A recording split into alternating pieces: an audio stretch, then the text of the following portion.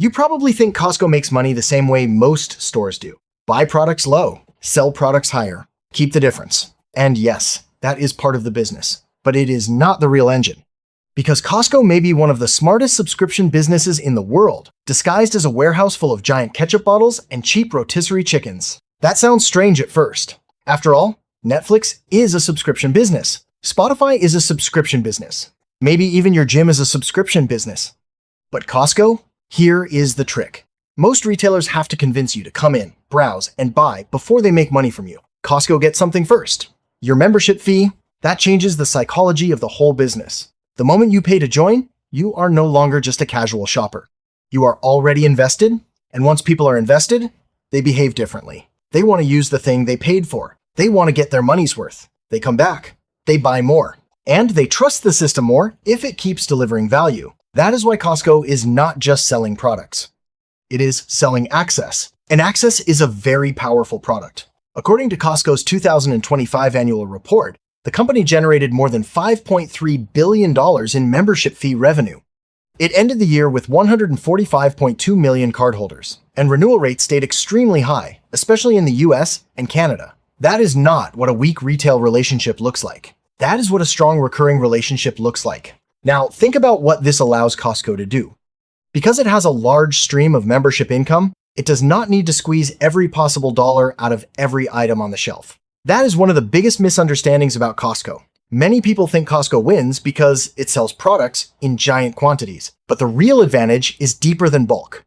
Costco can keep prices low because the membership model supports the business. Low prices make members feel smart. Feeling smart builds trust. Trust brings repeat visits. Repeat visits make the membership feel worthwhile, and that makes renewal more likely. So the model becomes a loop.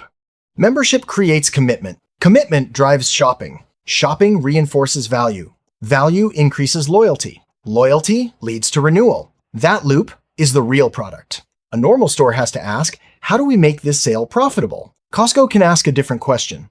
How do we make this membership feel indispensable? That is a much stronger position. Because once the customer thinks, this place saves me money, the membership fee stops feeling like a cost. It starts feeling like a tool, and when a fee feels like a tool, people protect it. That is why Costco customers often behave in a way that looks irrational from the outside. They drive long distances. They buy giant packs of items they never planned to buy. They leave with a kayak, a bag of frozen berries, vitamins, socks, and somehow a $100 receipt even though they only came in for paper towels. That is not an accident. Costco's environment is built to trigger a certain kind of behavior. The store is simple, the assortment is limited compared with a traditional supermarket, the deals feel curated, and the treasure hunt feeling makes the experience more exciting than a standard grocery trip. So Costco does not just save people money, it makes them feel like they are discovering value. That emotional layer matters a lot. Because great business models do not just win with economics, they also win with psychology. And Costco understands this incredibly well. Now let's talk about one of the most famous examples. The hot dog. Costco's cheap hot dog has become almost legendary. On the surface, it looks like a silly food item. But in business terms, it is a trust machine. The hot dog tells members something very important. This company is serious about value. That message matters more than the hot dog itself. In other words, the hot dog is not just lunch. It is branding. It is signaling. It is proof. It tells customers that Costco is trying to be on their side.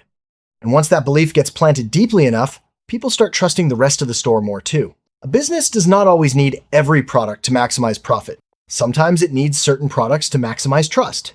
That is a very different mindset.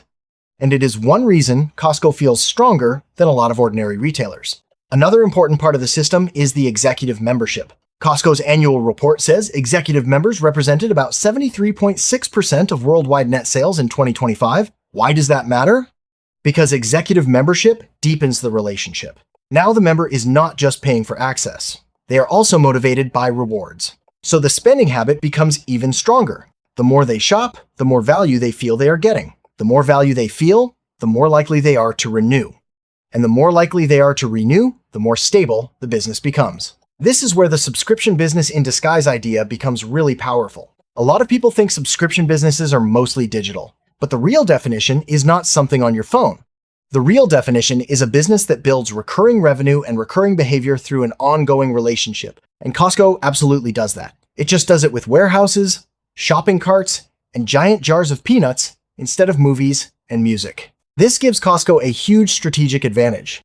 A normal retailer depends heavily on product margins and constant customer acquisition. Costco has a member base, it has habit, it has trust, it has repeat behavior, and it has a fee structure that reinforces all of it. That does not mean Costco is invincible, but it does mean the company is built on a much stronger foundation than cheap stuff in big boxes. The deeper lesson is this: some of the strongest businesses do not just sell products. They sell access, they sell habit, they sell trust, they sell a system people do not want to leave. And once you understand that, Costco stops looking like a simple discount store. It starts looking like one of the smartest recurring revenue machines in retail. So the next time you see a crowded Costco parking lot, remember this: those people are not just shopping. Many of them are renewing a relationship they already paid to be part of. And that is why Costco is not just a store. It is a subscription business wearing a warehouse costume.